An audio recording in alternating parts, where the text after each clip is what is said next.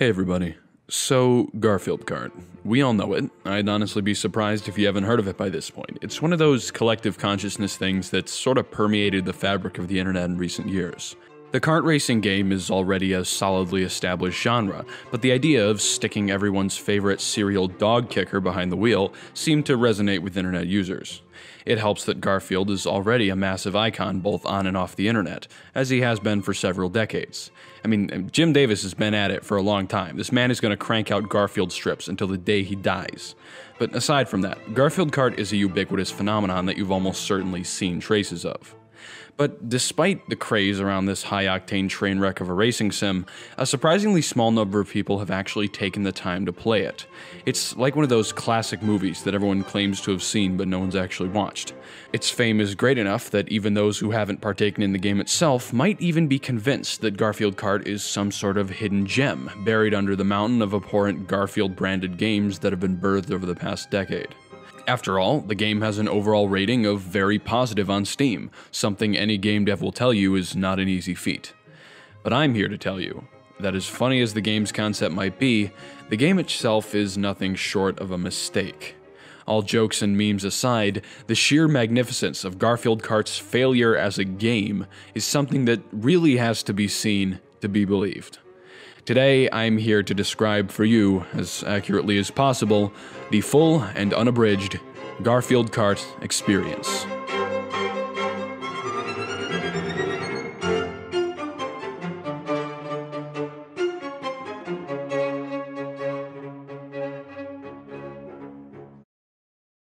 Let's get a few things straightened out. Now, I'm operating under the assumption that if you've clicked on this video, you're aware of what this game is. If for some reason that isn't the case, here's a quick primer.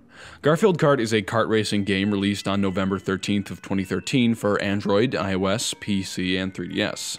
Although executively produced by Garfield creator Jim Davis and his company Paws Inc., development of the game itself was outsourced to French game developer Artifact Studios, who, according to their website, specialize in tactical RPG and story-focused games, along with, quote, licensed racing games. The game features a number of courses in which the player takes control of a character from the Garfield pantheon and attempts to guide them towards racing fame. Sounds fun, right? I mean, not really, but you get the point. With that out of the way, we can get into the actual discussion of the game's truly singular nature. Now, I'm no stranger to Garfield Kart. I'm not ashamed to admit that I have almost 6 hours in the game, which for Garfield Kart is practically an eternity. Most of this time was racked up recording gameplay for the staggering 4 Garfield Kart videos I've made over the past year. Why I did this, even I don't know. But the point I'm trying to make here is that I have a decent amount of experience to draw on as I lay out the overwhelming magnitude of Garfield Kart's mistakes. Starting with...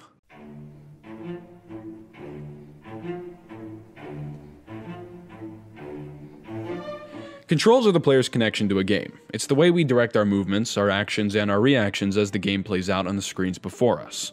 In racing games, controls are critical.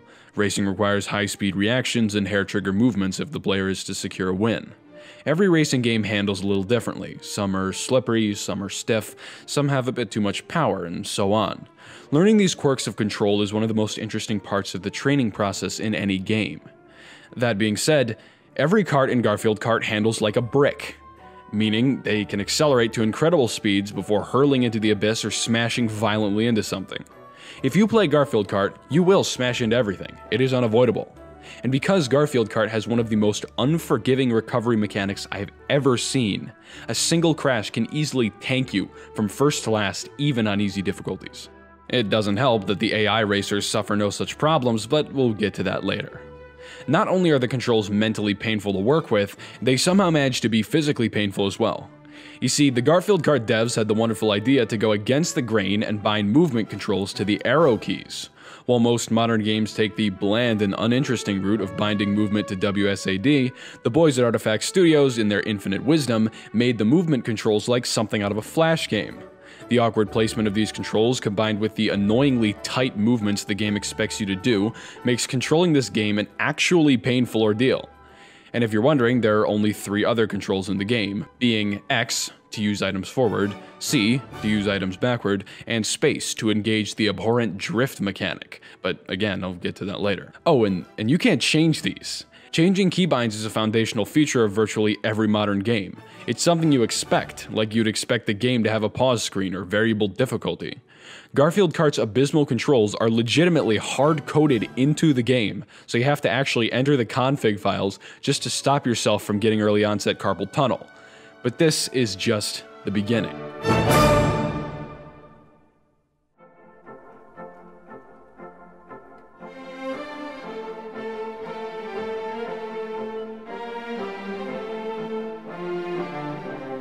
The art design and aesthetic direction of Garfield Kart is easy to describe.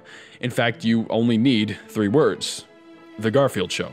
Garfield Kart has no real art style or design of its own, because every aspect of the game is ripped directly from the 2009 TV series, a show already renowned for its incredibly high-quality animation. On top of this, the game was in fact released on mobile, and although PC versions exist, the graphics never really advanced past the mobile level. Even more importantly, it's entirely likely the dev team just didn't care. As a result, you get a game that looks ugly, dead, and incredibly rough around the edges. But honestly, when you're deep into a match of Garfield Kart, the aesthetics are the least of your worries. You might be more focused on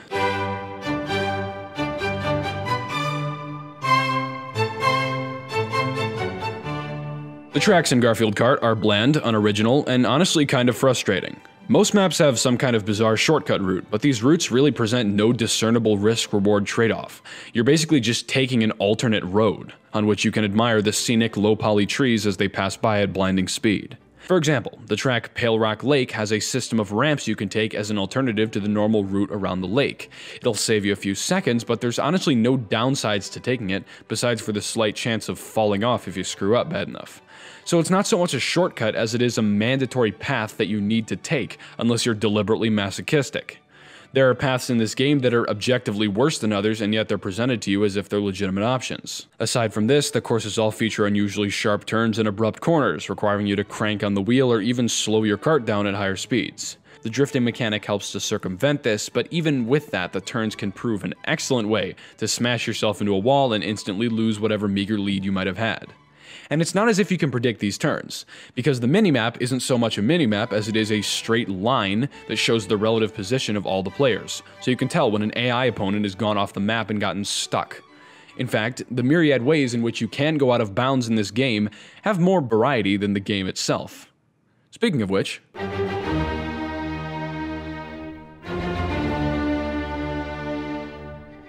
Garfield Kart has a stunning cast of 8 characters, 3 of which are instantly recognizable, 3 of which are somewhat recognizable, and 2 of which are just random background characters because they ran out of recognizable faces. There's very little difference between both the way these characters act and the way they play, so you're basically just unlocking skins at this point. Same goes for the karts. One of the only ways you can make a noticeable difference on your kart's performance is with the handful of kart upgrades you can unlock or buy. Unfortunately, handful is the perfect way to describe these because there's only a few unique ones and the rest are just better versions of the originals that look identical. Essentially, if you're looking for something to spice up gameplay, the upgrade menu is not the place to be. On top of this, almost everything is locked behind either an achievement wall, which is difficult to bypass but still feasible, or a paywall, which is just cruel and unusual. Acquiring money in this game is legitimately difficult, and you'd be lucky to earn 10 coins in a race.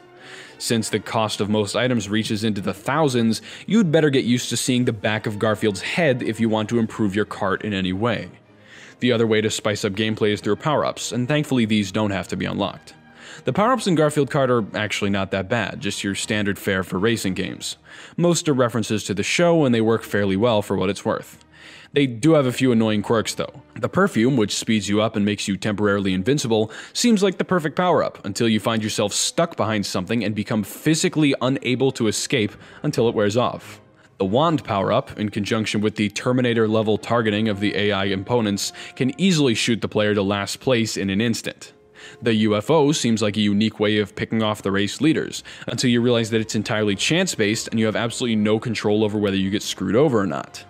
And this brings us to the big ticket item, the smoking gun in the Garfield Kart case.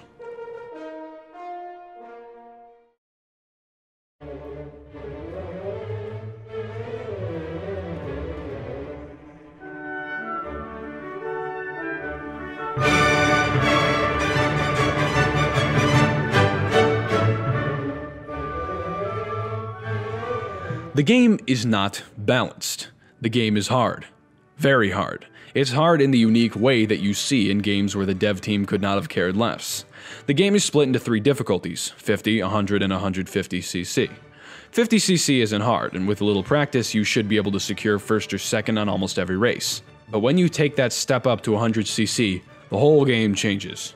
100cc, and God forbid 150cc, is exceedingly difficult. It's painful, unforgiving, and worst of all, unpredictable.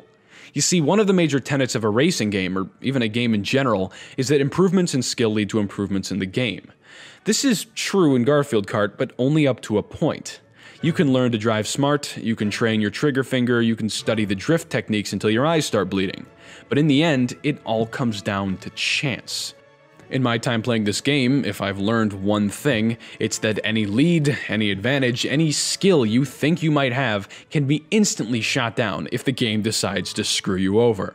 I've had games where I've maintained a first or second place lead the entire time, only to be thrust back to 7th or 8th in the last 20 seconds of the game because one AI hit me and then another used a homing pie. It's that easy, and no amount of skill can save you from the impassable, unrelenting wall that is sheer random chance. On any difficulty greater than 50cc, the AI is painfully aggressive, almost vicious, and there's no real way to circumvent this other than getting lucky. That's not to say that training and building skill is useless, it's just overshadowed by the annoyingly apparent fact that Garfield Kart is one massive, overly complicated, and cleverly disguised game of chance. It's a crapshoot, and this is where Garfield Kart fails as a game. You can probably surpass this with a truly heroic level of effort, like the quite possibly unhinged individual who's clocked in 21,000 hours on the game. But the sad fact is that the game just isn't interesting enough to warrant that level of effort from 99.9% of potential players. What we have here is a game that is too difficult to get into and too boring to get good at.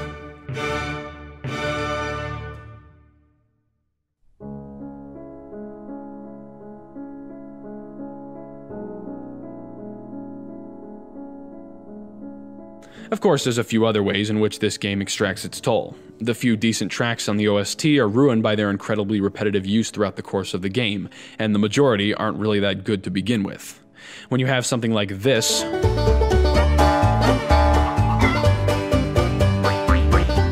playing in the background while fighting glitches, hairpin turns, and the combat AI that is John Arbuckle, your composure can only last for so long. The game's got some bizarre systems as well, like the strangely hidden puzzle pieces in each map that complete a mural of Garfield in the menu.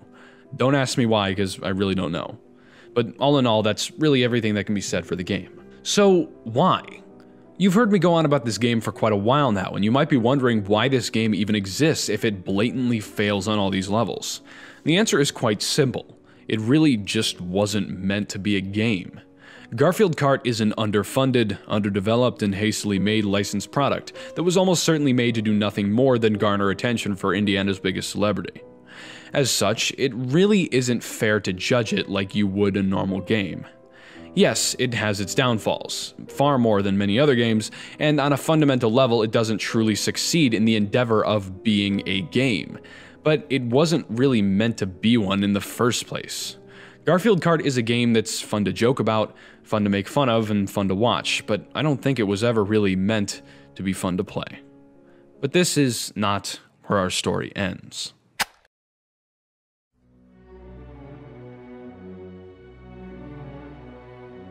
The date is July 30th, 2019. It's officially announced that Garfield Kart, a game that was coming up on 6 years old at that point, would be receiving a sequel on PC and console. We were baffled by the news. Was this sequel simply meant to cash in on the game's meme status, or did the development team actually believe that the game was a success on its own merits? Whatever the reason, Garfield Kart Furious Racing was released on November 5th, 2019, to a reception that was equal parts baffled and excited. What new features could be inside? What had been improved? How can you make a sequel to a game that barely existed in the first place? And most importantly, could they have done the impossible and turned this non-game into something a player could sit down and actually enjoy? This wasn't the same ballgame as Garfield Kart anymore. Fresh off the success of the first installment, Jim Davis and co. had had time, resources, and motivation to turn this garbage fire into a competent and functional game. The playing field had evolved.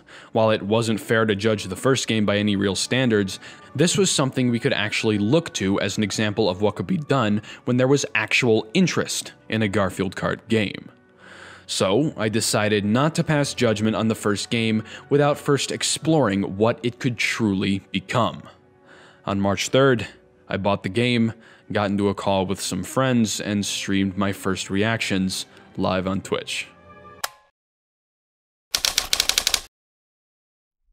The perfume, when you hit something, you cannot stop. Yes, literally. Do you know what I'm talking about? I've had it with this game. I'm finished. Garfield Kart Furious Racing is not the sequel to Garfield Kart. Garfield Kart Furious Racing is Garfield Kart. No, this is not hyperbole. They are literally the exact same game.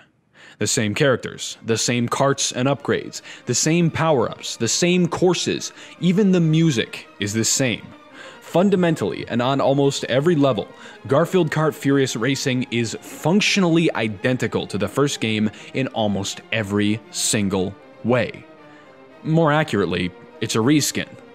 Garfield Kart Furious Racing takes what is essentially the exact same game and slightly improves textures, adds particle effects, and installs a bootleg copy of Optifine that generates shaders on some things. Throughout the entire game, I observed a grand total of 5 actual changes to the game, 4 of which are so inconsequential you'd have to be looking for them to even notice.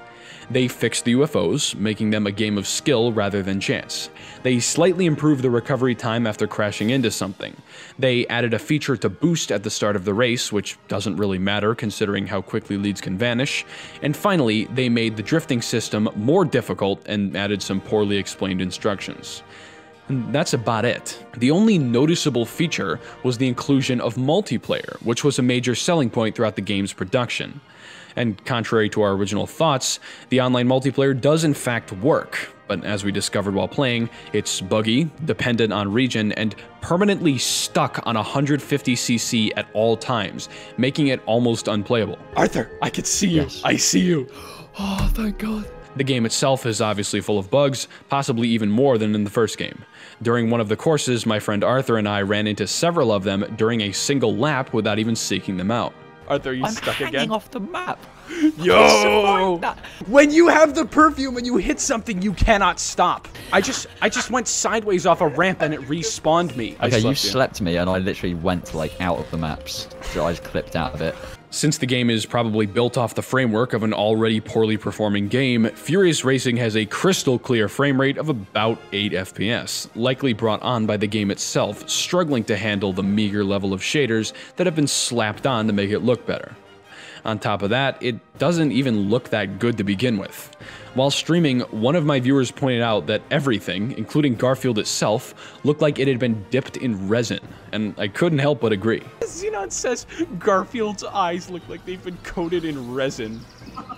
It's true, they do. Everything in this game looks even more dead than in the first game. It's true. They just took the models and textures from the first game and gave them like a sheen. It was a miserable experience that I almost certainly wouldn't have been able to handle had I not been with friends who I could make fun of the game with.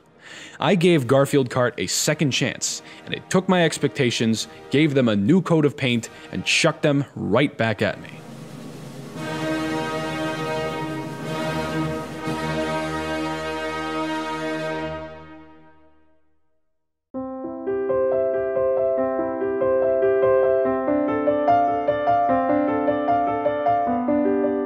If you have one takeaway from this video, let it be this.